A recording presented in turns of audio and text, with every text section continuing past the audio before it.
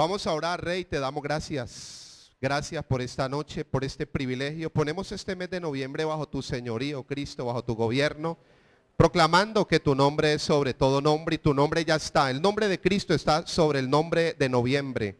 El nombre de Cristo está sobre el nombre de cada día. Hay un día que se llama 1 de noviembre, ya el nombre de Cristo está por encima de ese nombre. Hay otro que se llama el 15 de noviembre, el nombre de Cristo está por encima de todo nombre. Proclamamos desde ahora tu señorío, tu gobierno, tu dirección, tu voluntad sobre nosotros. Proclamamos que tú vas adelante como poderoso gigante abriendo puertas, Señor, trayendo a relaciones de reino, estableciéndonos en esos proyectos espirituales y también, Señor, laborales. Creemos que vamos de gloria en gloria, no como frase de cajón, sino creyendo que tu palabra es verdad y que tú estás obrando en nosotros. Gracias, gracias por esta noche. Oramos para que como Salomón nos dé sabiduría, entendimiento, para que tu palabra, Señor, que sale de tu boca sea la que nos edifique. Y como dice Colosenses 3:23, que todo lo que hagamos lo hagamos de corazón, como para el Señor y no para los hombres. Te damos gracias en Cristo Jesús. Amén. Yo voy a empezar el tema y ahora le digo por qué las tesis y por qué el nombre. ¿Por qué quise poner el nombre ahí? Bueno, se lo digo de una vez, que yo me hago responsable de lo que hay allí delante de Dios y delante de ustedes con temor y temblor. Hace 404 años exactamente, un 31 de octubre, en el año 1517, estalló una reforma protestante con un hombre llamado Martín Lutero. Entonces voy a explicarle un poquito la historia, voy a hacerlo muy breve. Jesucristo muere en la cruz, resucita al tercer día. En Hechos capítulo 2 se hace uno con los apóstoles y ahí ya la iglesia se establece como una comunidad. En el griego es eclesía, la comunidad de los redimidos y comprados por la sangre de Cristo. Se establece la iglesia, el cristianismo genuino y original. Los apóstoles empiezan a proclamar el cristianismo, empiezan a hablar de Cristo. Jesús es el Cristo, Jesucristo es el Señor. Viene persecución sobre ellos. El primer siglo fue un siglo de pura persecución. El segundo siglo fue otro siglo de persecución. Los cristianos eran ahogados, quemados, traspasados con una espada, los llevaban a la cárcel, les cortaban la cabeza, porque en ese tiempo el imperio romano, César o el rey, no, según su época, hubo uno que llamó Nerón, que ese fue el que más persiguió a los cristianos. Entonces resulta que un grupo de hombres dice, Jesucristo es el rey. Pero todo el imperio romano y los mismos judíos y las otras naciones decían, no, Nerón o César es el rey. Que no podían haber dos reyes. Y empezaron a proclamar Jesucristo es el rey. Esto hizo que viniera una gran persecución sobre los cristianos del primer siglo. Segundo siglo siguió la persecución. A ellos les tocó que vivir abajo de la ciudad de Roma en catacumbas, en cuevas húmedas.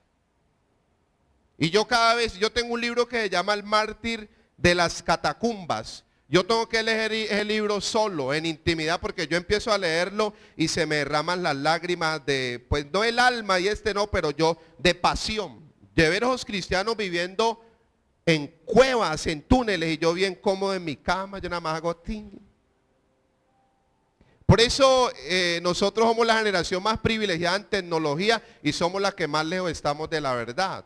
Esto no tenía nada de lo que tenemos hoy en día, pero yo miro Hechos 3, ¿qué dijo Pedro y Juan? No tenemos plata ni oro, ¿sí o no? Porque Apocalipsis 3, verso 15 y 16, el pastor de la Odisea decía, tengo plata, tengo oro, me he enriquecido, decía el pastor de la Odisea. Pero Pedro y Juan decían, yo no tengo oro ni plata, de lo que tengo, ¿qué? Te doy. Yo tengo un Cristo resucitado, de eso te doy. Y levántate en el nombre de Cristo. Pero el otro, usted ya sabe lo que pasó. Dios le dijo, tibio, te voy a vomitar de mi boca. Siguió el cristianismo hasta el tercer siglo. Tercer siglo. El año 300 pasaban después de Cristo. El año 300. Dos hombres empezaron a contender para quedarse con el poder en Roma. Esto es historia del cristianismo. Le estoy dando una historia breve. Uno se llamaba Magencio y el otro se llamaba Constantino. Constantino. La iglesia tiene que saber estas verdades. Hay una frase que dice que el que no conoce la historia está condenado a repetirla. La iglesia tiene que conocer la historia, uno tiene que ir a la historia de las cosas. La Biblia lo enseña, hay otros hombres y otra literatura fiel como Josefo, que fue un escritor de esa época, escribió la historia, lo que estaba pasando en aquel entonces. Entonces uno llamaba Magencio y el otro llamaba Constantino, como el día de mañana. Eran los dos candidatos para ser el emperador de Roma. Para ser el emperador de Roma. Entonces esto no es nuevo, esto es antiguo. Entonces por allá Constantino se comió unos frijoles y al otro día se levantó y dijo, uy, yo soy cristiano. Aleluya, ¿quién va a votar por mí? Yo, gloria a Dios. Y dice que le apareció aquí que una señal y una cruz que le dijo, por este símbolo vencerás. Por la cruz, símbolo del cristianismo. Entonces este hombre, Constantino, sin haber nacido de nuevo, sin tener realmente una conversión genuina y verdadera, supuestamente se hizo cristiano. Entonces Constantino empezó a marcar con una cruz los escudos, las espadas, los caballos, los soldados, las armaduras. ¿Y usted qué cree? ¿Que ganó o perdió? Pues ganó. Entonces Constantino dijo, funciona. Yo soy cristiano. Entonces ahora Constantino dijo, todo el imperio es cristiano. Cristiano, todos ladrones cristianos, atracadores cristianos, borrachos cristianos, todos somos cristianos. Y ahí nace la palabra universal. De ahí nace la palabra católico. Con todo, hoy todo, si hay algún católico, hoy con todo cariño y respeto. Esto es muy sano, es bíblico y también la historia verídica lo registra. La palabra católico significa universal. Entonces, como Constantino quedó en el poder y el imperio romano quería conquistar el mundo entero y ser un imperio universal, entonces Constantino dijo, la religión oficial de Roma es el cristianismo. Mi religión, y no había nacido de nuevo. Entonces todo el mundo se hizo cristiano. Y los políticos de la época y ellos ya empezaron a hacer oficios religiosos. Después viene el papado, el monasterio y las otras doctrinas que manejaron.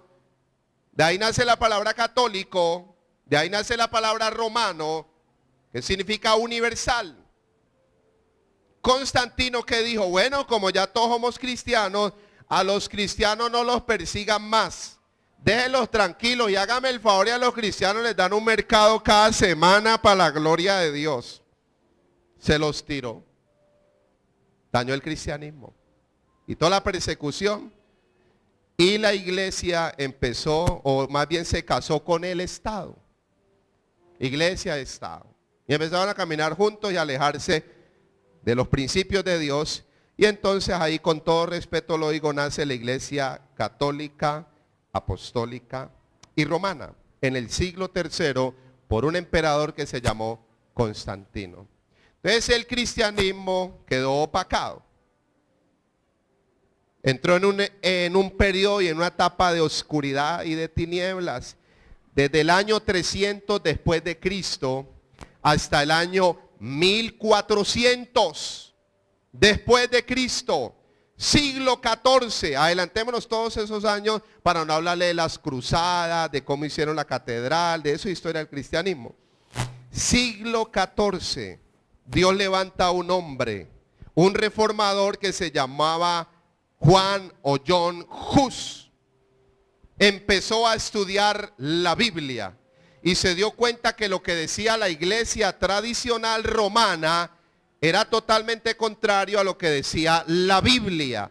Por eso yo quisiera decírselo empezando, ya continuando el tema de hoy, y al final: cristiano, hombre, mujer de Dios que se meta a las Sagradas Escrituras, se le va a abrir el entendimiento, va a conocer la verdad y no lo van a engañar. No lo van a engañar. La palabra de Dios, dice el Salmo 19:8, la palabra de Dios es pura, que alumbra los ojos. El que se meta a esta pureza, porque es que ahora hay mucha cosa por ahí como sucia, te alumbra los ojos. Y uno empieza a leer la palabra de Dios hoy en día, porque en el siglo XXI el cristianismo está otra vez degradado. Y no es un secreto para nadie. Lo repito, siglo XXI, el cristianismo está degradado. Y no es un secreto para nadie. Degradado 100%. Entonces, aparece Juan Hus leyendo las escrituras, y él empieza e inicia en el silencio una reforma. Y empieza a sacar unos fundamentos muy poderosos que después afectaron a Martín Lutero. Porque es que la gente conoce a Martín Lutero, pero detrás de Martín Lutero hubo un hombre que se llamó Juan Hus. ¿Sabe cómo murió Juan Hus? En una mansión.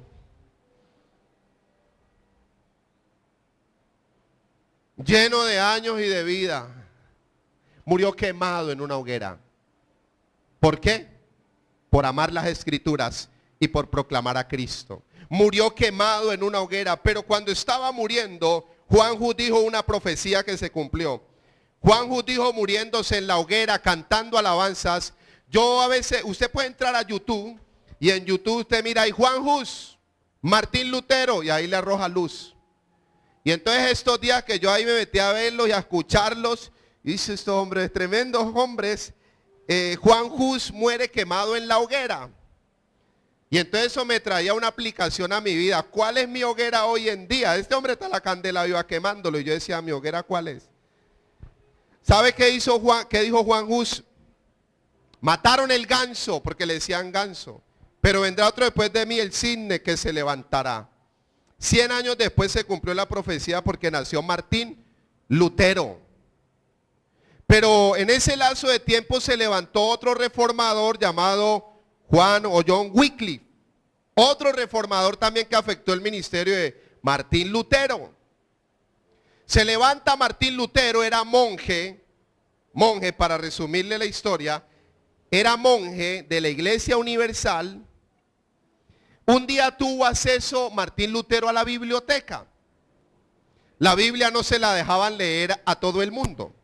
Solo las autoridades eclesiásticas tenían acceso a la Biblia.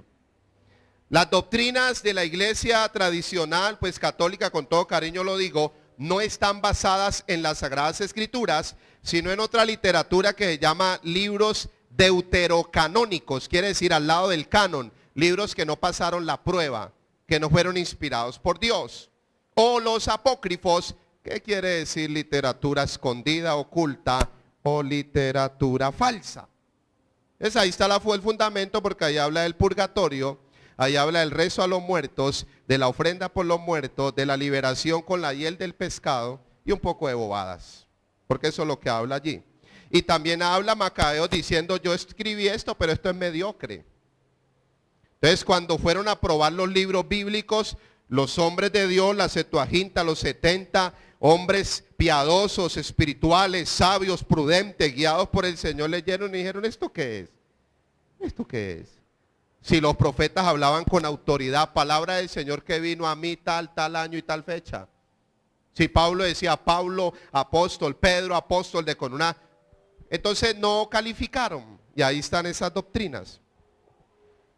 Ya para cerrar esta parte y entrar al material, Martín Lutero entró a la biblioteca cuando tuvo acceso y encontró una Biblia y abrió una Biblia y leyó este texto que le voy a decir. Porque no me avergüenzo del evangelio, porque es poder de Dios para salvación a todo aquel que cree. Al judío primeramente y también al griego. Porque en el Evangelio la justicia de Dios se revela por fe y para fe. Como está escrito, mas el justo por la fe, ¿qué? Y entonces la palabra de Dios es limpia, que alumbra, ¿qué? Los ojos. Se le abrió el entendimiento a Martín Lutero y dijo, ¿cómo? La salvación es por fe. La salvación no es por obras. Pero ¿cómo llevan diciéndonos 1200 años que la salvación es por obras? Entonces Martín Lutero dijo, ¿quién dijo que la salvación es por obras? Vamos a revisar. Abuela, bisabuela. No, pero esto no es bíblico. Si lo que dice la palabra de Dios es que la salvación es por fe. Y se le empiezan a abrir los ojos a este hombre y leyó Romanos. Cuando empieza a leer la justicia de Dios en Romanos, Martín Lutero decía, mi riqueza es el libro de Romanos. Él decía, yo quisiera morir en una isla solo con el libro de Romanos. Ese hombre amó esta carta, esta epístola a los romanos, que es la de la justificación. Y entonces Martín Lutero, después de ser monje, él ya empezó a entender la palabra de Dios. Y empezó a predicar y a enseñar en sus espacios de que la salvación era por gracia, era por fe. Y ellos sacaron un lema que hoy vamos a hablar de él, que es la sola escritura. Martín Lutero empezó a amar la palabra de Dios. Dice el Salmo 119, 140, anótelo y lo quiere confirmar. Dice, sumamente pura es tu palabra. La palabra de Dios es pura. Dice, y la ama tu siervo. La ama. Martín Lutero empezó a amar la palabra de Dios. Su vida empezó a cambiar. Su vida se empezó a transformar. Iba pasando por un pasillo Martín Lutero y vi una hermana monja que iba pasando y dijo, uy, estaba tan transformado que yo, uy, qué monja tan linda. Adiós, hermana. Se empezó a enamorar de una monja. Porque la iglesia tradicional decía, pues usted sabe, el voto de pobreza, que eso es una mentira, y el voto de castidad. Entonces Martín Lutero, ¿dónde dice eso la Biblia? Si primera de Timoteo capítulo 4 dice la palabra de Dios que algunos apostatarán de la fe escuchando a espíritus engañadores y a doctrinas de ¿qué? De demonios, que prohibirán casarse. ¿Cómo? Y pues la iglesia tradicional, el fundamento de la iglesia tradicional es Pedro. El primer papa dice la iglesia tradicional es Pedro. Entonces Martín Lutero leyendo, Pedro negó a Jesús porque le sanó la suegra. Ah, o sea que Pedro tenía suegra. ¿Quiere decir que Pedro tenía qué? Esposa. ¿Cómo que el primer papa tuvo esposa? Volvió a pasar la hermanita y Martín Lutero, hermana, Dios la bendiga, hermana. Él se casó con una monja después. Está un sacerdote con un vaso de whisky. Dios sabe que uno los ama. Y uno sabe que en todo lugar hay gente que ama a Dios. Está un sacerdote con un vaso de whisky, con un Marlboro. Y estaba ahí con los pastores. Le dice, pastor, tú, whisky. Y el pastor, claro que estoy un poquito religioso. No, no. Pastor, tú, cigarro. El pastor le dijo, no, no, no. Entonces el sacerdote le dijo, pastor, si supiera lo que se está perdiendo, whisky y cigarro. El pastor lo miró y le dijo, sacerdote, usted tiene esposa. Usted tiene esposa. Si supiera lo que está salvando. No, no, mentira, no, no, no, no, no. No, no, no, no, no, no. Este era un pastor equilibrado. Si supiera lo que está salvando, no, no. Si supiera lo que está, ¿qué? Ay, ay, ay, bendito Dios. Casados pero aún felices. Para ahí un programa. Martín Lutero empezó a estudiar la palabra de Dios y empezó a mirar todas las injusticias, todas las herejías, todas las mentiras, todo el engaño que la iglesia tradicional, toda esa estructura de engaño y de mentira, de manipulación que la iglesia tradicional levantó. Entonces Martín Lutero empezó a escribir 95 tesis, 95, yo solamente traje 10 hoy, 95 tesis. Oiga, una de ellas decía, si, con todo cariño lo digo, si el Papa quiere construir la Catedral de San Pedro con la plata de los pobres, ¿por qué no construye la catedral con todo ese platal que tiene en la casa este ladrón? Sí, bueno, no así ladrón. Y empezó sus tesis. La salvación es por gracia y por fe. La que salva no es la iglesia madre, sino Cristo. Solo las escrituras, no las tradiciones de los hombres. Bueno, y empezó a escribir para ese tiempo algunas un poquito religiosas por su época. Entonces Martín Lutero, cuando tenía las 95 tesis, el 31 de octubre de 1517, en la iglesia de Wittenberg en Alemania, la catedral, porque el 1 de noviembre es el día de los santos, el día de las ánimas, el día de los muertos, donde van multitudes de fieles a orar a los muertos, y había un hermano atracador que se llamaba Tassel. Tassel andaba con una urna diciéndole a la gente que el que ofrendara, pactara, sembrara, el que diera, mire, es que es tenaz porque uno mira hoy la película y se está repitiendo. Tassel dijo, mire, usted, eso llamaban las famosas indulgencias. Martín Lutero en las 95 tesis escribió, la indulgencia es un atracadero. Y entonces Tassel le da la historia. Mire, usted coja YouTube, coja ahora tantas herramientas, las 95 tesis de Martín Lutero, y ahí le aparece ese monstruo Tassel. Yo tengo, y no que no quise meter ese material allí, bien clarito. ¿Sabe qué decía él con las indulgencias? Que el que tenía a la mamá en el purgatorio, que pagara la indulgencia, entre más grande, rebosante, apretada, remecida fuera, la mamá salía más rápido del purgatorio al cielo. Y no es cuento. Entonces la mamá de uno muerta, como hoy en día el hijo de uno enfermo y le dicen, vea, corra que Dios se lo sana, uno va de gancho ciego. Entonces la gente decía Tassel y decía la doctrina de las indulgencias, que apenas cayera el sobre, que entre más, esto sí ya es exageración mía, que entre más pesado fuera el sobre, caía más rápido y saltaba más rápido la mamá al cielo. Que cuando, eso sí es real, que cuando caía ahí la limosna o lo que daban a la parte allá del cajón, apenas caía ahí la ofrenda, la mamá, el tío, cualquiera salía del purgatorio directo al cielo. Entonces, con eso construyeron, usted ya sabe qué, Tassel. Entonces Martín Lutero el 31 de octubre clavó las 95 tesis en esa puerta. Déjenlas ahí porque al otro día todo el mundo iba a ir a leerlas. Y clavó eso y bueno, escóndase porque lo quisieron matar.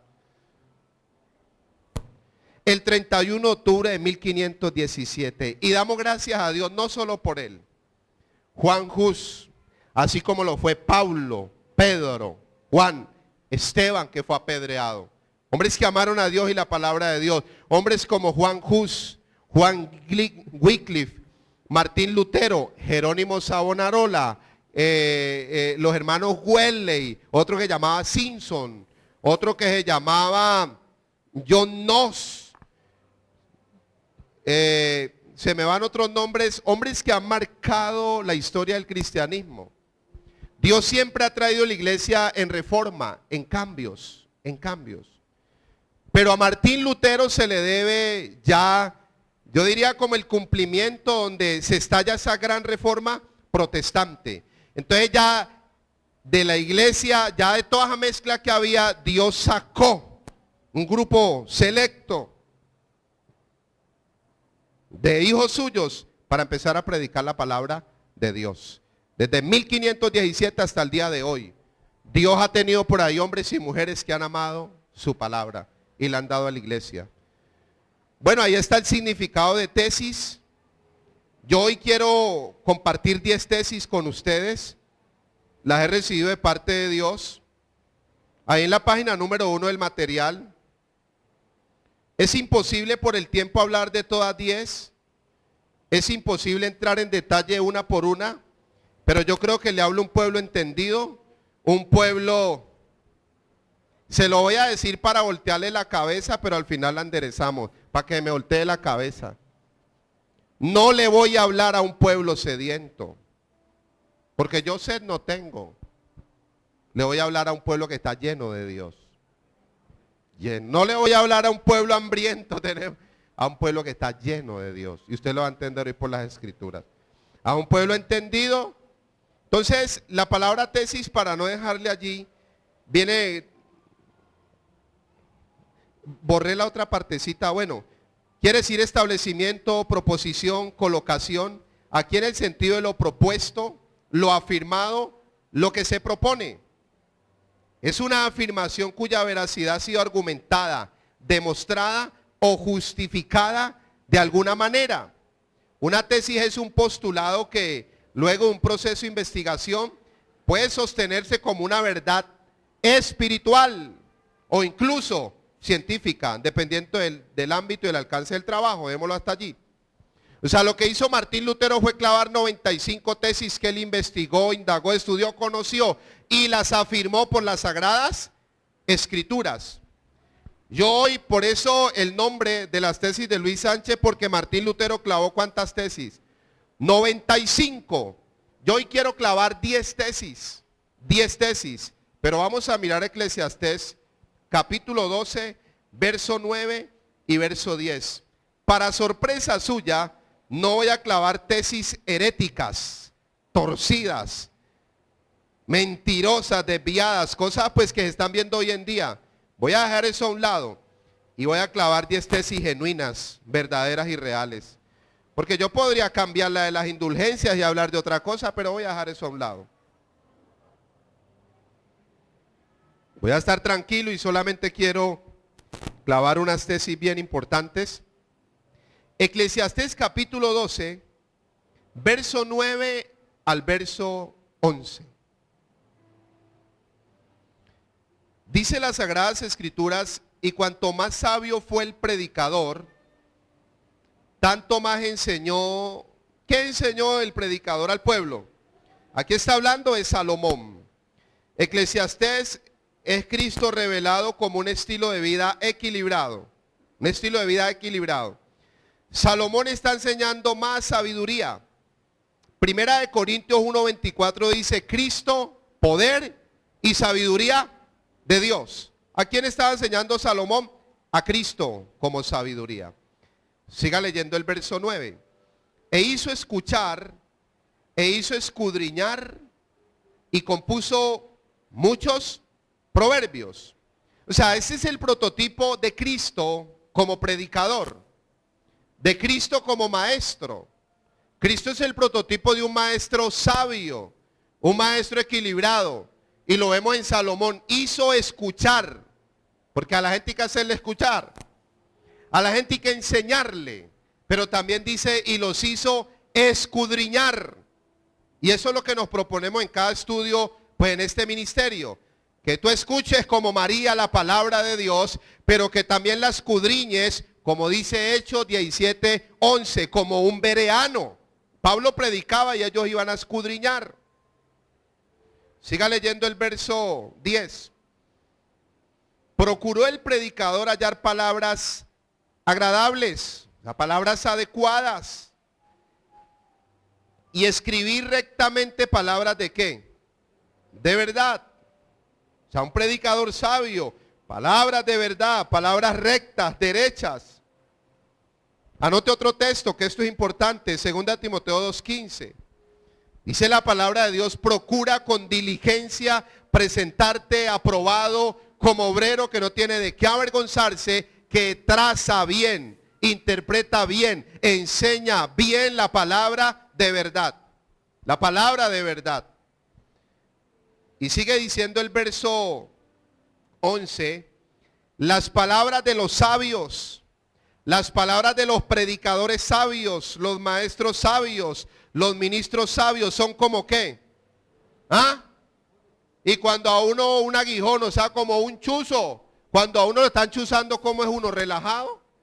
No, por eso usted hoy se va a dar cuenta que cuando yo estoy predicando, algunos hermanos hacen así, como si lo estuvieran chuzando, acupuntura. Porque la palabra de Dios toma símbolos un poco fuertes. Por allá en Jeremías 23 dice como martillo y como fuego. Por allá en Hebreos 4:12 dice como espada de doble filo, y un martillo tiene que quebrar algo. Pero lo que hace un martillo es quebrantar la maldad y el fuego tiene que quemar. Y lo que hace el fuego es quemar la escoria de mi vida y purificarme y sacarme cada día mejor. Y la espada viene a destruir, no, viene a separar el espíritu del alma y del cuerpo. Porque el problema del ser humano está cuando el espíritu y el alma hicieron uno. Y el alma terminó gobernando el espíritu, el ser humano, y lo mató. Entonces yo miro estos elementos y la palabra de Dios viene a confrontarme. No con legalismos, no con religiosidad, no con mandamientos de hombres. La palabra de Dios viene a confrontarme con mi realidad. Y la palabra de Dios tiene poder y potestad para mostrarme en debilidad, pero también en fortaleza. Mostrar mi desnudez, que ni a Cristo se la exoneró Dios. Y mostrar también mis vestiduras. Es un tema bien lindo para hablar de la desnudez, las debilidades y los errores. ¿Cuál fue la desnudez de Cristo en la cruz cuando cargó tus debilidades, mis debilidades y nuestros errores? Pero lo vimos vestido de gloria en la resurrección. Eso hace la palabra de Dios. Pero sigamos ahí finalmente. El verso 11 dice, y como clavos, ¿qué? Hincados. Yo hoy quiero de parte de Dios, primeramente en mi vida, clavar 10 tesis y que queden como clavos, ¿qué? Hincados. Que no los doble nadie, no los saque nadie. Son las de los maestros de las congregaciones dadas por un pastor. 10 tesis, solo 10. Pero esas 10 tesis entren a mi mente, a mi corazón como clavos hincados. O sea que ya no vuelvan a salir nunca más de mi vida. Vamos a la primera tesis, 10 tesis de las Escrituras y de Cristo. La primera tesis es la sola Escritura. Solo creemos y predicamos lo que dice la palabra de Dios. Ama la palabra de Dios porque es Cristo mismo. La sola, ¿qué? Escritura. El Salmo 119, del verso 1, el verso 160 y el verso 176. El Salmo 119 es un poema dedicado a las sagradas escrituras. No lo vamos a leer, o sea, esto, pero si yo le animo, usted lo puede leer en su casa. Tiene 176 versículos dedicados a la palabra de Dios. El Salmo 119, 160 dice, la suma de tu palabra es verdad. Sumamos desde Génesis hasta ¿qué? Apocalipsis. ¿Cuántos libros sumamos ahí? 66 libros. Es verdad. Segunda de Timoteo 3:16 dice, toda la escritura es inspirada por Dios.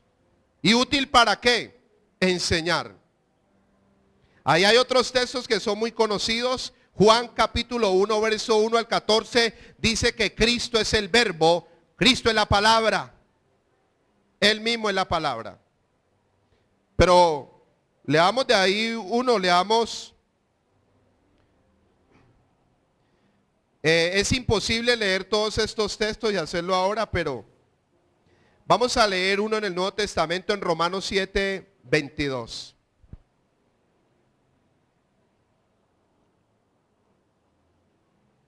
Aquí está hablando ya Pablo de una ley que quedó vigente. No la ley del sacrificio, del ritualismo, sino la ley del amor, la ley moral, la ley de la luz, del entendimiento, de la libertad, como dijo Santiago. Pero voy a resaltar ahí algo bien importante, Romanos 7:22. Porque según el hombre interior me deleito en la ley, sinónimo de la palabra, del mensaje de Dios. O sea, la primera tesis es ame la palabra de Dios. El hombre y la mujer que ha entrado con sinceridad a estudiar la palabra de Dios nunca ha sido el mismo. Nunca ha sido el mismo. La palabra de Dios no es religión, es sabiduría superior. Sabiduría superior. A mí me agrada ver diferentes clases de personas, adolescentes, jóvenes. Pero yo miro la Biblia, los modelos bíblicos, y Dios siempre en todos los procesos de Dios, Dios tenía gente adulta y gente joven para cumplir los propósitos de Dios. Cada uno cumplió su parte. La palabra de Dios le dice Dios a Josué en el capítulo 1, deleítate en la palabra de día y de noche. Y era un joven. En el Nuevo Testamento, ese que leímos ahora, los dos que leímos ahora, Timoteo, 17 años y era un pastor entendido en la palabra de Dios. 17 años empezó a pastorear. Entonces la primera tesis es ame la palabra de Dios, no se salga de las escrituras. Y hoy aprovecho para pedirle un favor.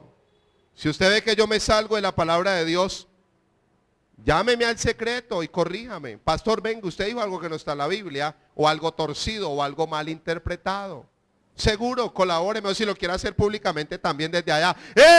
Usted está diciendo y la Biblia no lo dice. Ayúdeme, ayúdeme.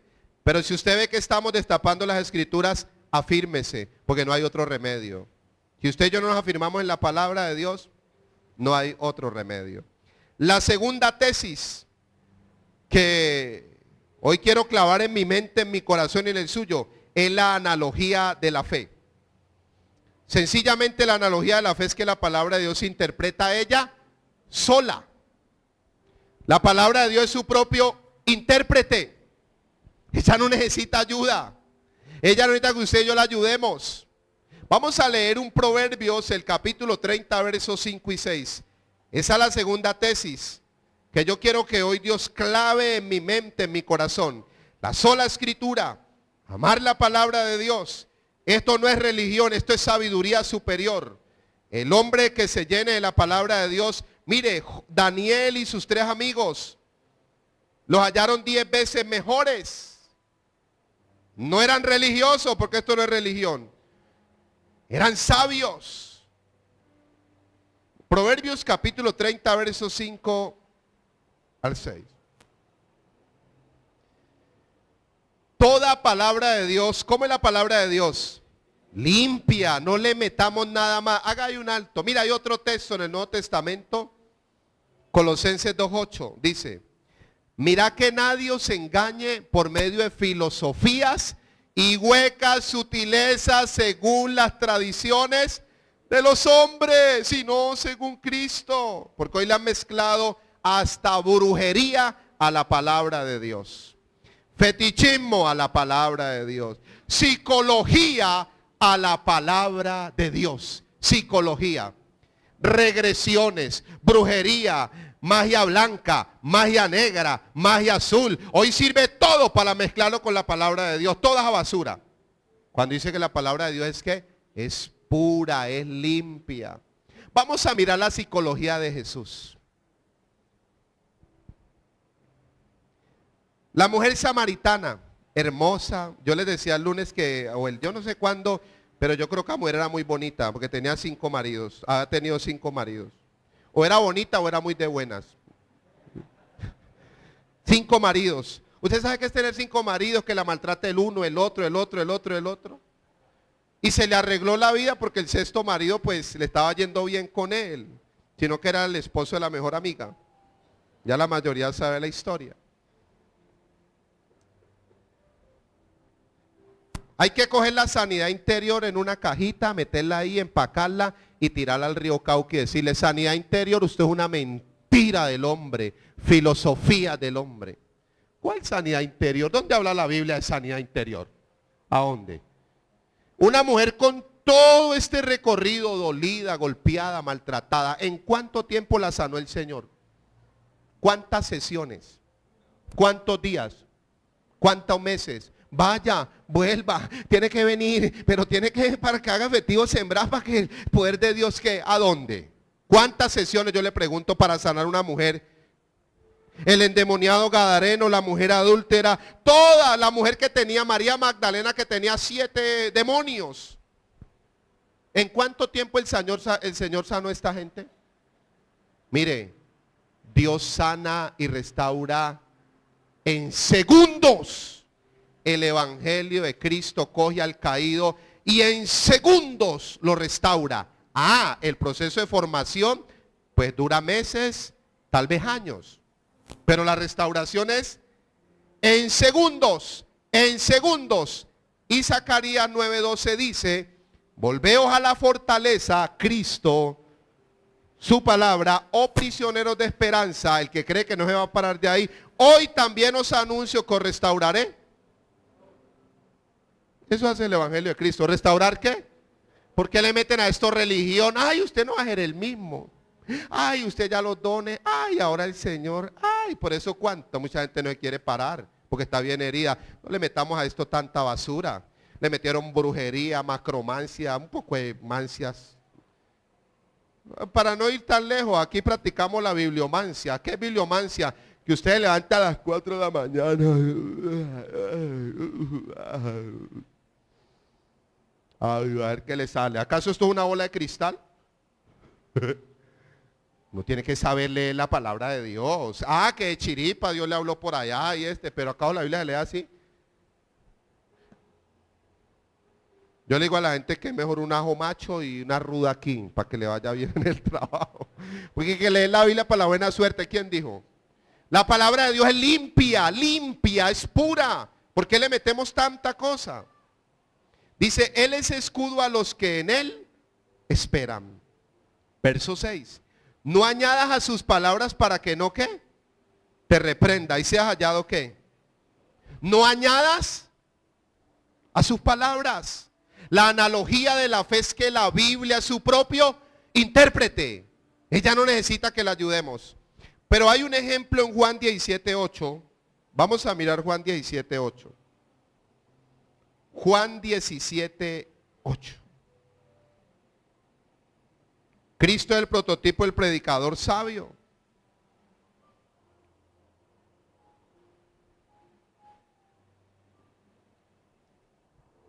Juan 17:8 dice las Sagradas Escrituras, es la oración del Señor cuando le presentó el informe al Padre sobre la obra que él había hecho. Porque las palabras que me diste, les he ¿qué? Dado, o sea que era un buen mensajero, era un mensajero ¿qué? Fiel. Y ellos la recibieron y han conocido verdaderamente que sale de ti y han creído que tú me enviaste. Primera tesis, solo las escrituras, solo la palabra de Dios. Ame la palabra de Dios. Se le va a enseñar cómo estudiar la palabra de Dios. Hay material aquí disponible para que usted hoy le podemos dar un tema de las escrituras, cómo leer la palabra de Dios. Y todavía hay material de las Sagradas Escrituras de este mes. ¿Cómo usted va a leer la palabra de Dios? Las palabras que me diste les he ¿qué? Dado. Porque hoy en día estamos jugando con Dios al teléfono roto. Yo me acuerdo cuando niños jugábamos al teléfono roto, nos parábamos varios niños sentaditos ahí. Y entonces el de acá daba el mensaje, vea, vamos a ver el mensaje evangélico. Jesucristo es el Señor. Ah, bueno.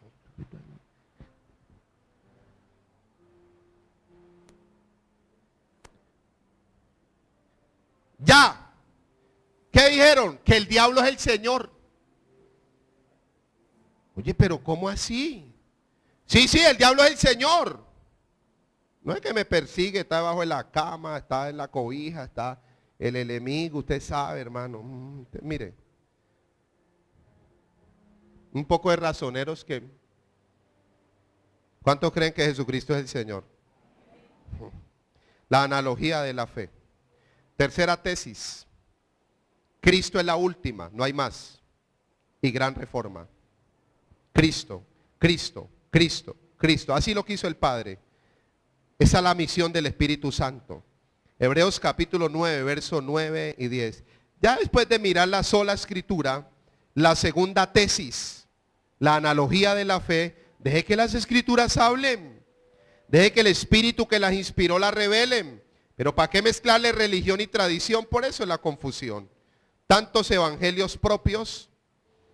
Si el mensaje es uno solo, es Cristo. Si el reino es Cristo, ¿cuántos nombres hay? ¿Cuántos? ¿Cuántos rey? ¿Cuántos reinos? Si embolata uno contando a Cristo, hay que estar uno muy ciego. Hebreos 9, del verso 9 al verso 11. Dice, hablando de las escrituras del Antiguo Testamento, de toda la simbología del pueblo de Israel y del judaísmo, del tabernáculo, del templo, de todos los ceremoniales y los rituales que ellos hacían. Dice el verso 9, lo cual es símbolo para el tiempo presente. Todas esas cosas eran símbolo, según el cual se presentan ofrendas y sacrificios que no pueden hacer perfecto en cuanto a la conciencia al que practica ese culto. O sea, uno sigue haciendo cosas religiosas y no se siente perdonado, ni se siente libre. 10. Ya que consiste solo de comidas y bebidas, que era pues parte del ritual, de diversas abluciones, que eran ceremonias, fiestas, y ordenanza acerca de la carne, porque eran sacrificios de animales, impuestas hasta el tiempo de ¿qué? De reformar ¿qué? Las cosas. Reformar es modificar con el fin de mejorar. El tiempo de reformar ¿qué? Las cosas. Y ese tiempo ha llegado para la iglesia, hace años llegó. Dice el verso 11, pero estando ya presente ¿qué? O sea, ¿quién es la reforma del último tiempo? La gran reforma es Cristo. Cristo es el que tiene que ser destapado. Yo le voy a leer un texto porque estamos hablando de todas las escrituras. Yo en ningún momento he mutilado las escrituras. Ay, es que el pastor no predica del antiguo. Ay, sí, siempre hablo de los dos. Siempre antiguo no, porque no se contradicen, sino que cada uno tiene su propósito. Vamos a leer un texto en Isaías 44. Lo que pasa es que el Antiguo Testamento por volumen, eso hay mucha sabiduría. Ya el Nuevo Testamento está más sintetizado. Isaías capítulo 44, verso 24 al 26. Y esa es mi oración esta noche. Isaías 44, 24 al 26. Cristo es la última y gran reforma. Ahí están los significados de reforma, reformar, reformador y reformarse. Este es el tiempo de reformar. En el griego es el kairos de Dios. Dice las Sagradas Escrituras, así dice el Señor, tu Redentor, que te formó desde el vientre. Yo el Señor, que lo hago todo. ¿Quién lo hace todo? Que siendo solo los cielos, que extiendo la tierra por mí mismo. Esta es mi oración también. Que deshago las señales de ¿qué? De los adivinos. Hoy gracias a Dios ya no hay. Y enloquezco a los ¿qué? A los agoreros. ¿Cómo terminó Simón el mago? Enloquecido. ¿Cómo terminó? Le estoy hablando de Hechos 8 y Hechos 12. ¿Cómo terminó Herodes? Loco, comido por gusanos. ¿Qué hago? Volver atrás a los sabios, a los que se creen muy pues portentosos, y desvanezco su sabiduría, la de los sabios, no la de Dios. Verso 26. Le voy a leer algo bien clave. Yo, está hablando el Señor, el que despierta la palabra de ¿qué? De su siervo. ¿Quién es el cumplimiento de su siervo? Cristo. Y cumple el consejo de sus mensajeros, que dice a Jerusalén será habitada y a las ciudades de Judá reconstruidas serán y sus ruinas reedificaré. Dios que está despertando ahora, la palabra de ¿qué? De Cristo. Por eso Pablo termina en Colosenses 3:16, la palabra de Cristo more en abundancia. Se lo dejo ahí, Cristo es la última y gran reforma. En otra oportunidad hablaremos de esto. Cuarta tesis, Cristo es todo.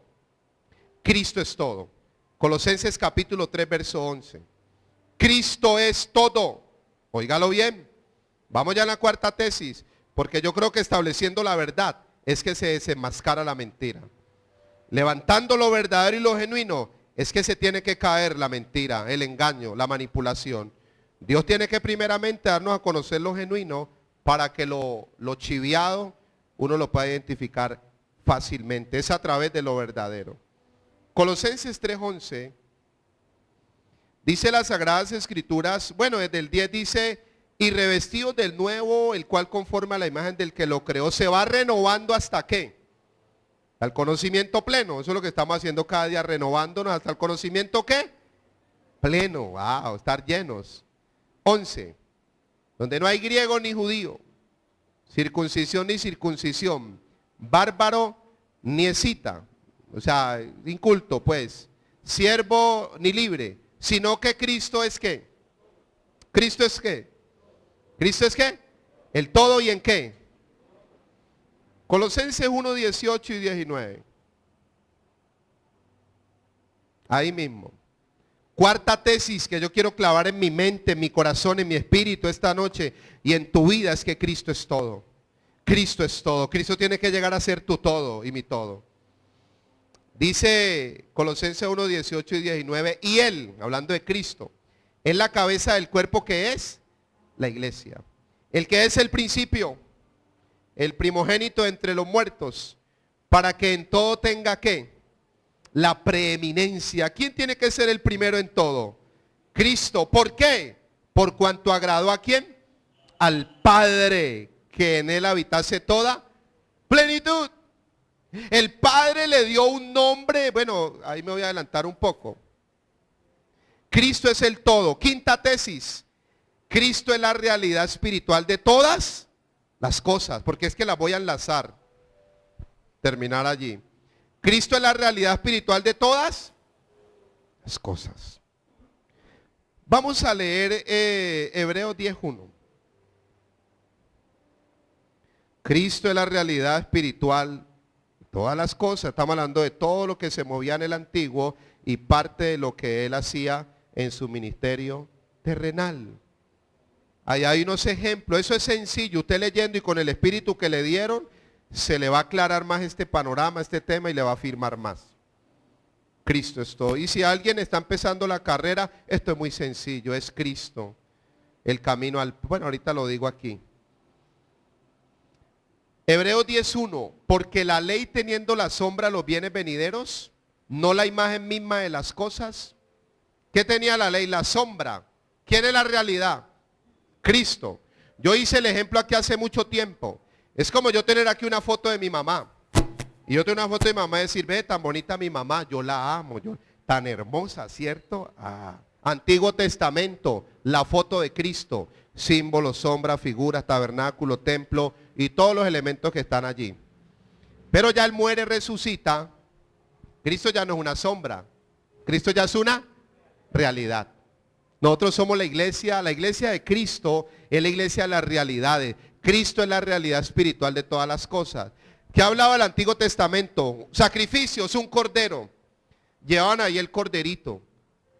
Juan 1:29, he aquí el cordero de Dios, ¿qué? ¿Quién es el verdadero cordero de Apocalipsis? Cuando habla de que Él es el cordero, ¿qué? Inmolado. El cordero inmolado. ¿Por qué? Porque le quedaron, vean, el cordero le dijo a Tomás, mira, ve, inmolado, como cordero, calladito fue a la cruz, muerto de la risa. Hebreos 12:2. Calladito fue a la cruz, muerto de la risa. Ay, pastor, no es que la película lo pasan triste, la Biblia dice que Cristo fue a la cruz, Hebreos 12:2, contento, feliz. Y Salmo 2:4, que el Padre también está muerto de la risa por arriba. Y uno ve la película y le pone a llorar. Yo por lo menos ya no lloro. Cristo es la realidad. Entonces Cristo es el pan verdadero, Cristo es la verdadera luz del mundo, Cristo es el verdadero antes que Abraham, eso habla de la persistencia. Cristo es la puerta, Cristo es el buen pastor, la resurrección, el camino, la verdad, la vid. Cristo es ¿qué? La realidad espiritual. Sexta tesis, dar esto en una hora es imposible. Ya algunos me están mirando con cara de irse, pero ya voy a terminar. Sexta tesis, Cristo es el único nombre y el nombre sobre todo, poderoso. Vamos a leer Filipenses 2:5 al 11. Nombre de Jesucristo. No hay más nombre que el de Jesucristo. El Padre puso en Él toda ¿qué? Potestad. Hagamos ahí un alto antes de leer aquí. Pastor, pero usted Cristo, Cristo, Cristo. Ya vamos para allá. ¿De qué más va a hablar uno? ¿Cuántos tienen a Cristo? ¿Qué más va a salir? ¿Cuántos tienen al diablo? Porque el que tiene al diablo tiene que hablar de él. O sea, si usted habla algo, si usted en su boca habla, usted ya me entendió. Si en mi boca hay un tema, es por lo que tengo adentro, porque el Señor dijo que la boca es el micrófono del alma, ¿sí o no? ¿Cuál es su corazón? ¿Cuál es su pensamiento? Lo que uno habla, eso es. Yo a veces hasta me olvido que el diablo existe, pero después Dios me dijo, no, está debajo de tus pies. Ay, ¿verdad que está? Ahí está en Efesios 1:21 al 23, yo no lo voy a leer, léalo usted en la casa mañana después de las elecciones. Filipenses 2:5 al 11. Entonces, leo y algo que le iba a decir, bien importante. Haya pues en vosotros ese sentir que hubo también en Cristo Jesús, el cual siendo en forma de Dios, mire, no estimó el ser igual a Dios como cosa que aferrarse, sino que se despojó a sí mismo, griego kenao, tomando forma de esclavo, lavándole los pies a Pedro y al torcido de Judas. Haga ahí un alto. Tomando forma de ¿qué? Siervo, griego doulos, esclavo.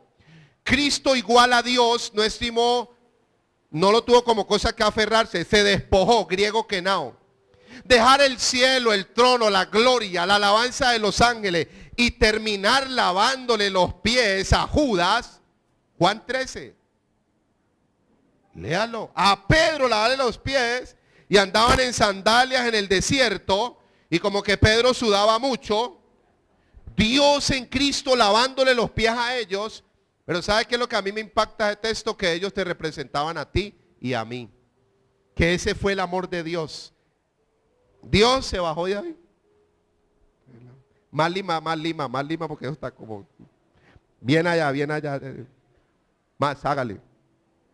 Y uno renegando por una guapanela. Dios, es que no hay para la panela. Dios lavándonos, ¿qué? Yo siempre me he hecho la pregunta y digo, es mucho amor. Se humilló, verso 7, hecho semejante a ¿qué? A los hombres.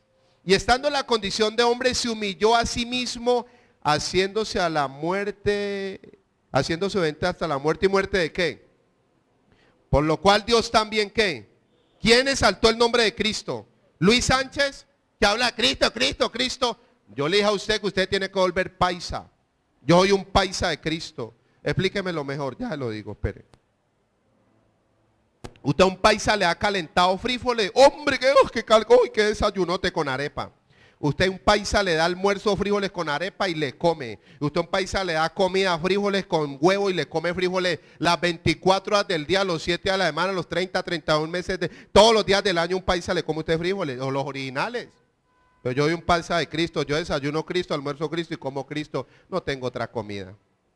Y tampoco quiero otra comida. Cristo es más que suficiente. Cómalo y se va a dar cuenta, ahora lo miramos. Uy, ¿cómo así? Con eso voy a terminar. Entonces, siga leyendo el 10.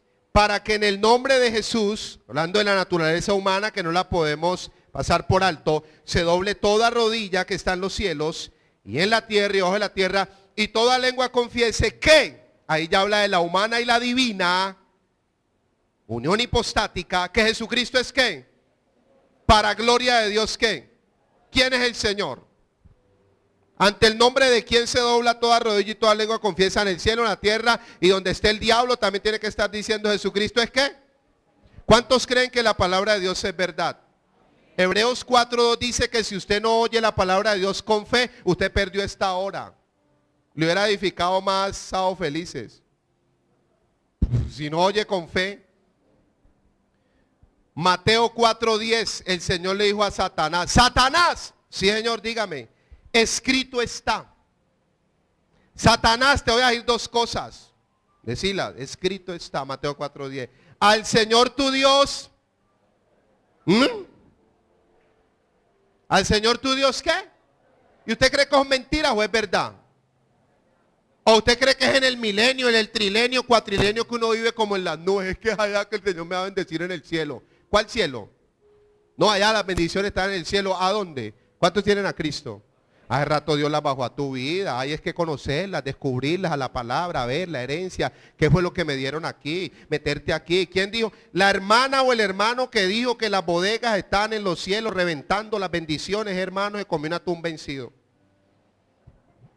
No lo dice la Biblia. Eso no lo dice la palabra de Dios. ¿A dónde lo dice? ¿A dónde? Mi Biblia dice que ya nos bendijo con todas las bendiciones están acá adentro.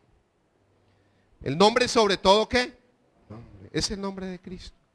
Séptima, bueno, lo que le iba a decir es que Cristo es todo, para no devolverme. Dios ha exaltado, séptima tesis, Dios ha exaltado su palabra. ¿Y qué más ha exaltado Dios? Entonces, vamos acá. Sola escritura, analogía de la fe. Cristo es todo. Cristo es la realidad que espiritual. Cristo es el nombre sobre todo Y Dios ha cogido el nombre de Cristo y lo ha ¿qué? Sobre todas. Efesios 1, 21 al 23, sobre todo principado, potestad, autoridad, poder, dominio, demonio, diablo, gripa, lo que sea. Y a nosotros también lo puso todo bajo los pies de la iglesia, que es su cuerpo. En este punto, Salmo 138, 2 dice que Dios ha exaltado su palabra y su nombre sobre todas. Pero yo voy a leer un texto que prendas de duro de la silla, Jeremías 6:10. Prendas de duro porque yo me prendí duro. Jeremías 33:6 dice que él iba a revelar abundancia de verdad. Y esto es una verdad muy fuerte, muy fuerte. Jeremías 6:10. Jeremías 6:10. Uy, esto es de calibre ese texto. Lo puse 2 veces en la séptima tesis para que si por un lado no lo leen, por otro sí.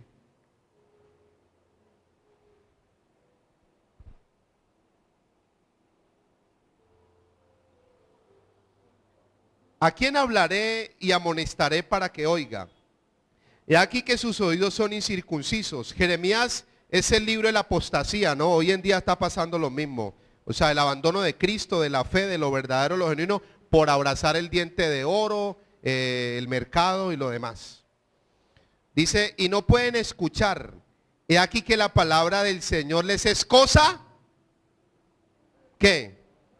No la aman.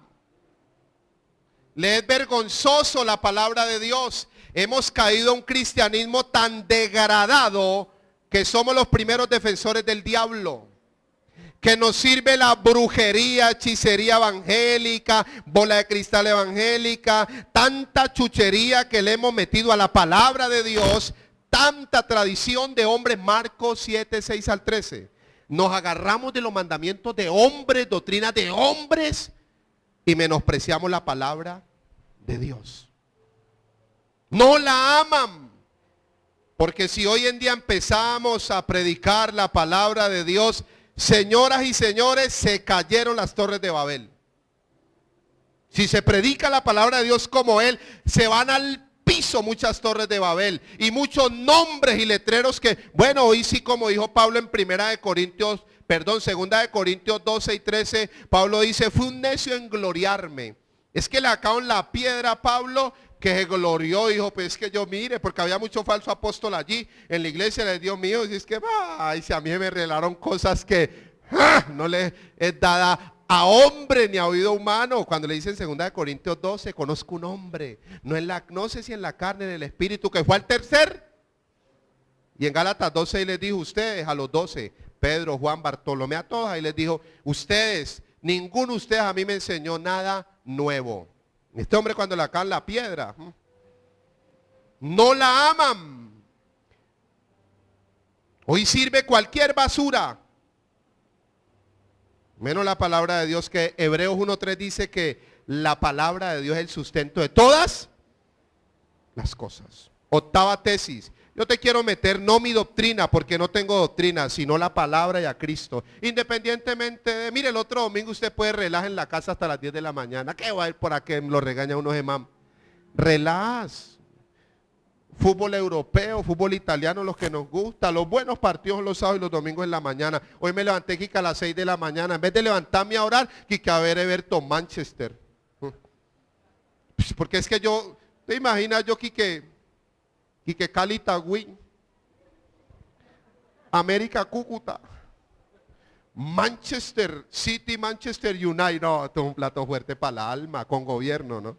Oye, pastor, el fútbol del diablo, no, si a usted le gustan novelas, usted allá con su novela, déjeme a mí mi fútbol. ¿Sí o no? Octava tesis, bueno, eso es para aclarar, ¿no? Pero es sencillo y es verdad, yo me levanté hoy a ver un partido y oró, pastor, usted oró primero, ¿a usted qué le importa? ¿A usted qué le importa? Yo no ando, pero usted, y que yo le pregunté, ¿usted oró? ¿Cuántos saben que tenemos que orar? ¿Cuántos saben que tenemos que leer la palabra de Dios? ¿De para qué perseguirlo a uno? Octava tesis, ¿Cristo es el único? Primera de Corintios 3, 10 y 12 dice, no hay otro fundamento, el cual Dios nos ha puesto y que es Cristo. Novena tesis, ¿Cristo es el único Señor y Rey?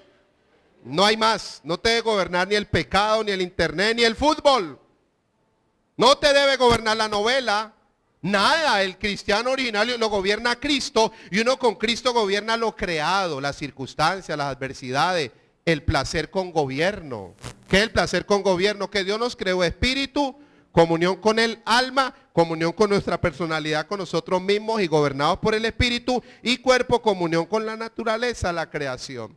Cada una tiene sus propósitos específicos y sus necesidades. ¿De qué necesita el espíritu? Que le aclare estas verdades. El alma, mire, hasta el mismo Señor, feliz comiendo. Uy, comelón, le decían a Cristo, bebedor.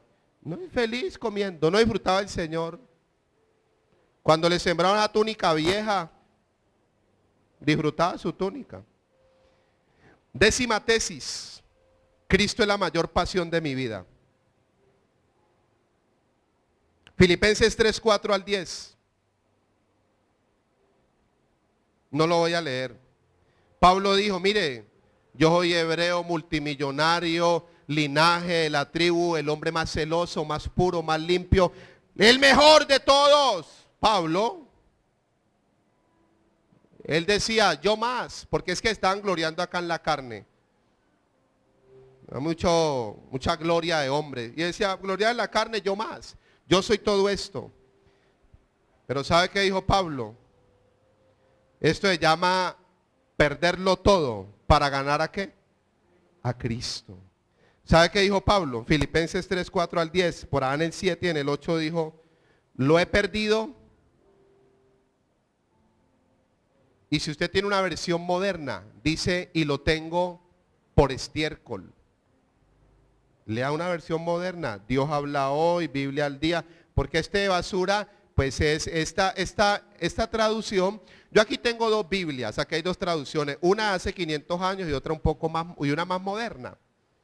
Entonces en la de hace 500 años dice, lo tengo todo por basura, y en la moderna dice, lo tengo todo por estiércol. ¿Quién no sabe qué es estiércol para que yo se lo diga con las palabras castizas? Nadie sabe qué es estiércol. Y lo tengo todo por, bueno, para que seamos un poco más decente, estiércol de gato.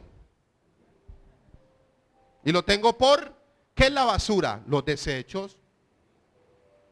Lo que no sirve, lo tengo para ganar ¿a quién?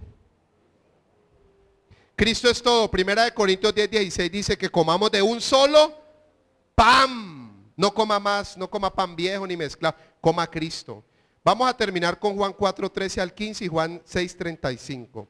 Antes de leer estos dos textos para terminar, lo otro yo sé que el espíritu que usted tiene adentro y que le metieron le va a ministrar mucho. Le voy a pedir eso sí que lea esos textos. Léalo, léalo. ¿En qué momento? No sé, usted, un tiempo intimidad por allá, con la familia, o con la esposa, o solo. Léalos. ¿Alguna inquietud me llama? ¿Alguna duda? No, sacamos tiempo, hablamos. Vamos a leer Juan 4, 13 al 15. ¿Cuántos creen que la palabra de Dios es verdad? Bueno, el que bebe a Cristo y come a Cristo no tiene sed ni hambre por el que jamás. Jamás. Porque Cristo es más que suficiente. Si Cristo no te ha llenado, tengo sed, la religión. Tengo hambre, ¿de qué? La religión lo da uno con un hambre. 4, 13 al 15. Respondiendo Jesús le dijo a la mujer samaritana, a la que le dije ahora, cualquiera que bebiere de esta agua, volverá a tener ¿qué? Y ella estaba sentada ¿en qué? En el pozo de Jacob, que representa la ley. Que todos los días la mujer pobrecita tenía que ir a sacar agua allá, con un cántaro. Mujer, el que beba esa agua, porque por el medio del agua y del pozo la llevó al rey, al Mesías. Vuelve a tener sed. Por eso si usted lee la ley y no la interpreta bien, le mete en el judaísmo, vive uno sediento. Siga leyendo el 14. Mas el que bebiere del agua que yo le daré, ¿qué dice? ¿No tendrá sed qué? Ay, ¿usted cree que eso es verdad? Sino que el agua que yo le haré será en él una fuente de qué.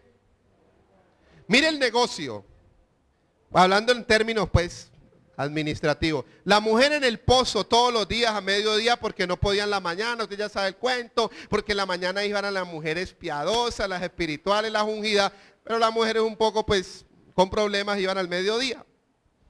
Pero el Señor le cayó a ella. Dice Juan 4:4, y le era necesario pasar por Samaria, por esta mujer. ¿Qué representa una mujer de esta en un ministerio? Nada, porque la mujer ni diezma ni ofrenda. Con todos los problemas antes hay que llevarle mercado. Pero el Señor fue. Le cambió el pozo por una fuente de ¿qué? Ahí, vamos a leerlo en Juan 7:37 y 38. El que tiene a Cristo tiene adentro una fuente. El agua representa la palabra, el fluir del Espíritu, el mover de Dios. Ay, que refresca, que sacia. Juan 7:37, el último día de la gran fiesta, Jesús se puso en pie, alzó la voz diciendo, si alguno tiene sed, venga a mí, ¿qué? Y beba. ¿Y cómo yo veo esa agua, pastor? Pues por fe, dice, el que cree en mí, como dice la escritura, de su interior correrán, ¿qué? Cuidado, cuidado, porque afuera hay mucho caño. ¿Ustedes saben qué es un caño? Está el caño de Marroquín, el de San Juan, el de San Judas, el de Meléndez. Hay mucho caño afuera y es real. Y donde cae el estiércol, es real. Y aquí no hay caño, si lo hay, yo de usted fuera el primero. Yo le he dicho a la gente, revise los mensajes, mire, hágale, tranquilo, somos amigos. Si a mí alguien me dice ahora, pastor, usted está más torcido que un cigüeñal, me voy. Somos amigos, tomamos café, no hay ningún problema. ¿No? Yo le digo por dentro que la Virgen te acompañe, hijo. Porque pues si está en otro tiempo, pero el que está entendido, uno empieza ya, mire, que le cambien a uno un pozo por una fuente de ¿qué? Y vamos a finalizar con Juan 6:35. Le estoy hablando de un pueblo que está lleno. No tenemos sed de Dios ni hambre. Estamos llenos de Dios. Llenos de Dios. Llenos de Dios. Juan 6:35. Jesús les dijo, yo soy el pan de vida. El que a mí viene nunca tendrá hambre. Y el que en mí cree no tendrá sed. ¿Qué te quitó Cristo? El hambre y la sed. Porque es que Él ya se metió dentro de nosotros con todo. Colosenses 2:2 y 3 como para afirmar esta gran verdad. Y aquí cierro haciéndole un paralelo entre las herejías y entre lo verdadero. Colosenses 2:2 y 3. Quiero decirle una vez más para cerrar, cada generación ha necesitado una reforma y unos reformadores para llevar a la iglesia las verdades que Dios quiere revelar. Este es un ministerio de reforma. Este es un ministerio de traer cambios genuinos y verdaderos. Primeramente a nuestras vidas, lo demás lo hará el Señor. Colosenses 2:2 y 3. Para que sean consolados sus corazones, ¿cómo? Unidos en amor hasta alcanzar todas las riquezas de ¿qué? De pleno entendimiento. A fin de conocer el misterio de Dios el Padre y de ¿qué? En quien están escondidos todos los tesoros de la sabiduría y el conocimiento. Yo le voy a abrir mi corazón. Tal vez usted escuchándome predicar a mí dice, ay, el pastor cómo sabe, ve. El pastor es una Biblia ambulante, me dijeron por allá. No, yo dentro de mí tengo a Cristo. Pastor, ¿usted qué tiene que saber la Biblia? A Cristo. ¿Y usted cómo hizo? Yo no hice nada, yo me senté a ver Manchester Everton. Porque Romanos 9:16 dice, no es del que quiere, ni el que corra, sino el que Dios tiene que. Pero también Filipenses 2:13 dice, Dios pone el querer como el hacer por su buena. Ahí a disposición. Segunda de Timoteo 2:15, procura con diligencia presentarte a Dios aprobado. Hay que pagar un precio, sí, para perdón de pecados, para los dones no, para uno recordar todo lo que Dios le ha dicho. Sabiduría superior. Usted me dice, sabe mucho, yo le digo no, pero dentro de mí tengo el que todo lo sabe. Es que Cristo es una realidad, esto no es una imagen, ni una figura, ni un muñeco que hay que cargar. Cristo es una realidad. Cerremos Colosenses 2:8 al 10.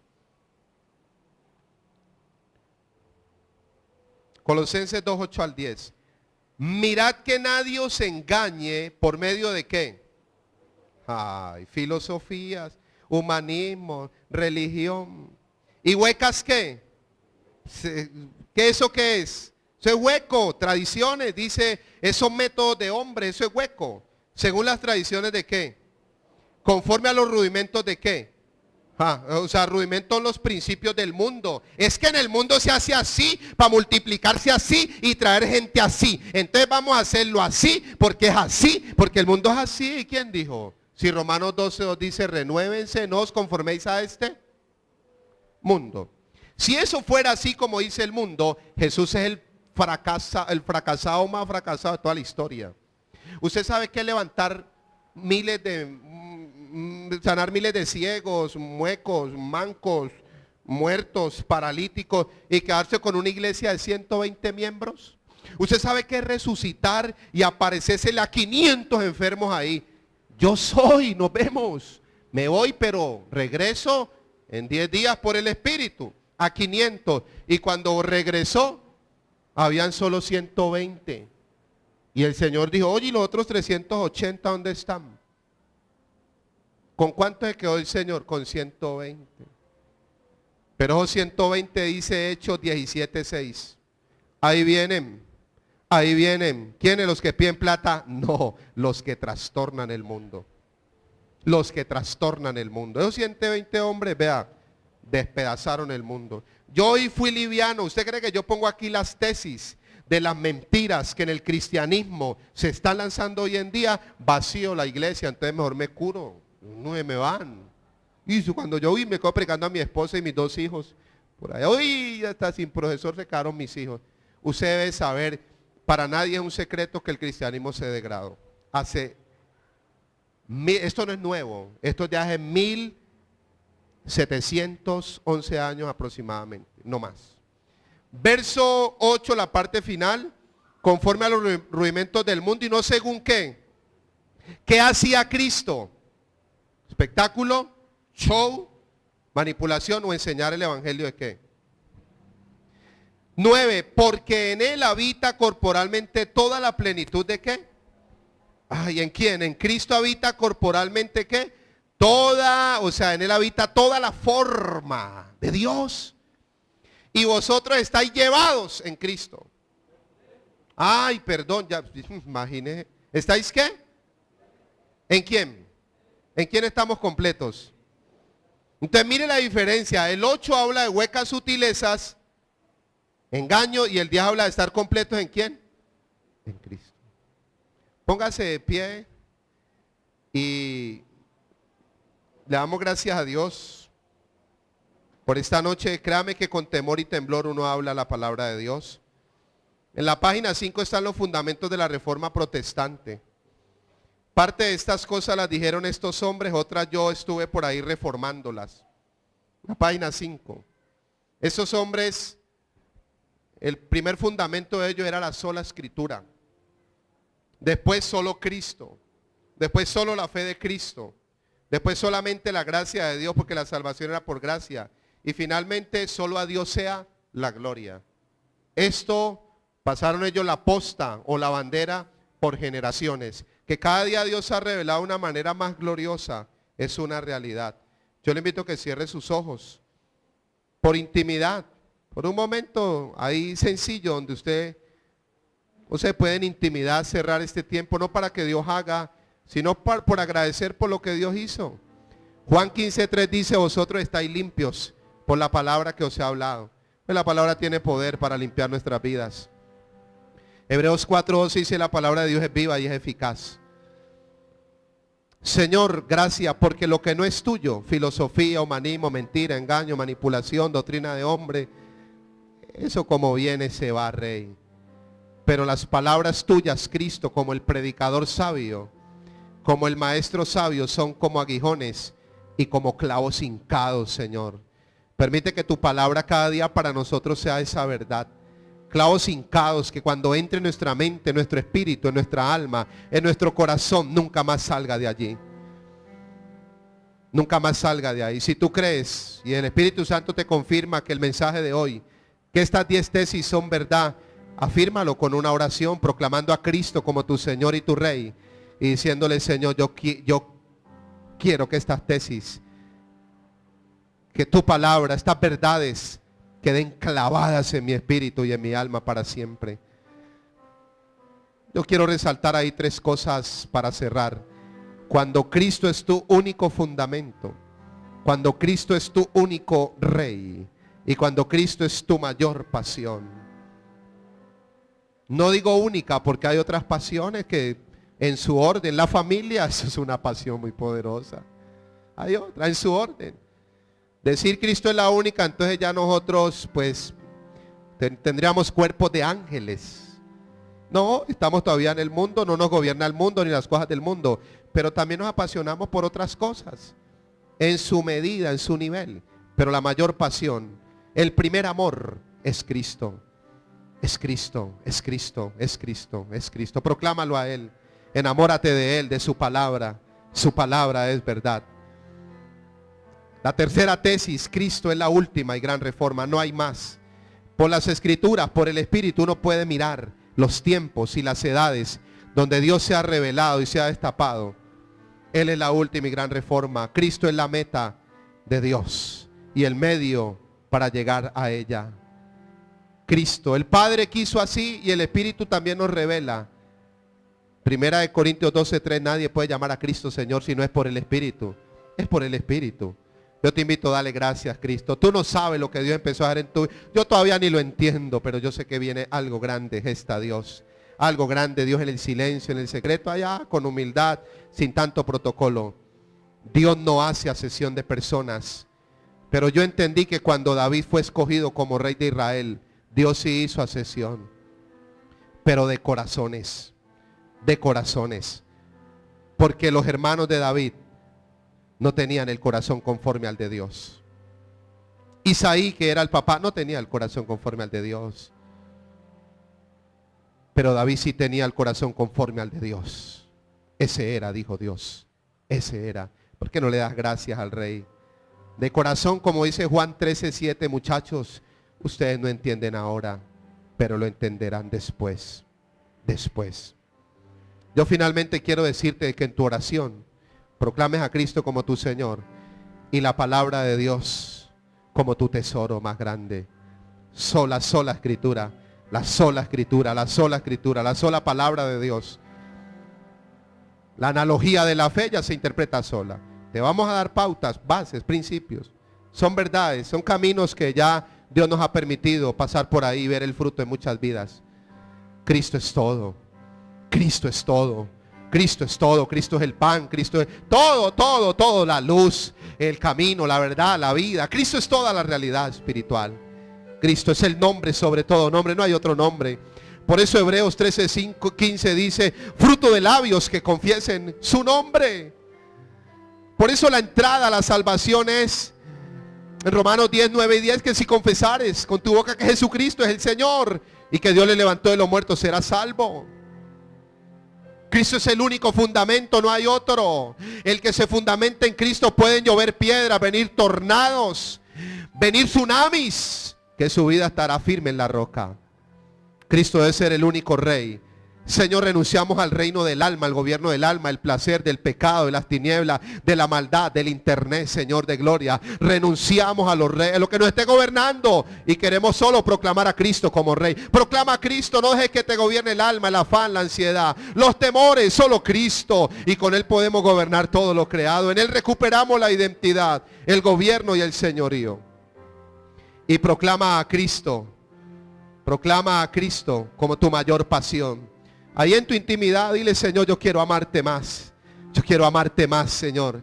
Romanos 5:5 dice que el amor de Dios ha sido derramado en nuestros corazones por el Espíritu. Y es por el amor de Dios que nos capacita para amarlo a Él. Para amarlo a Él en espíritu y en verdad. Para adorarlo a Él en espíritu y en verdad. Él mismo nos capacita. Él mismo nos da ese amor ágape, ese amor sacrificial. Ese amor que lo entrega todo. ¿Por qué no le dices ahí en intimidad? No necesitas abrir los labios. Yo porque te estoy guiando, soy un guía. Soy una caña, como decía Juan.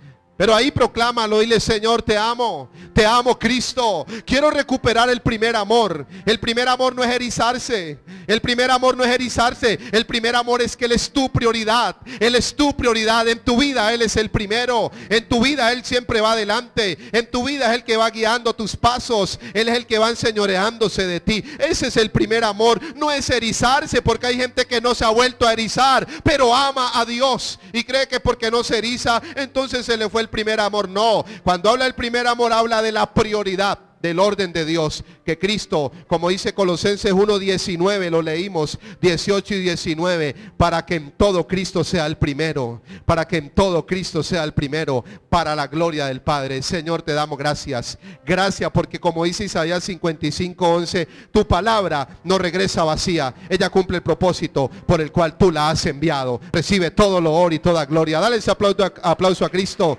de gratitud. Amén. Y amén. Dale ese aplauso fuerte a Cristo. Cristo vive. Cristo vive. Él es el Rey. Dale fuerte ese aplauso a Cristo. Gracias, Señor. Gracias, Padre. Gracias por tu Espíritu y tu palabra que es verdad. Gracias, Señor, por este tiempo en Cristo Jesús. Amén.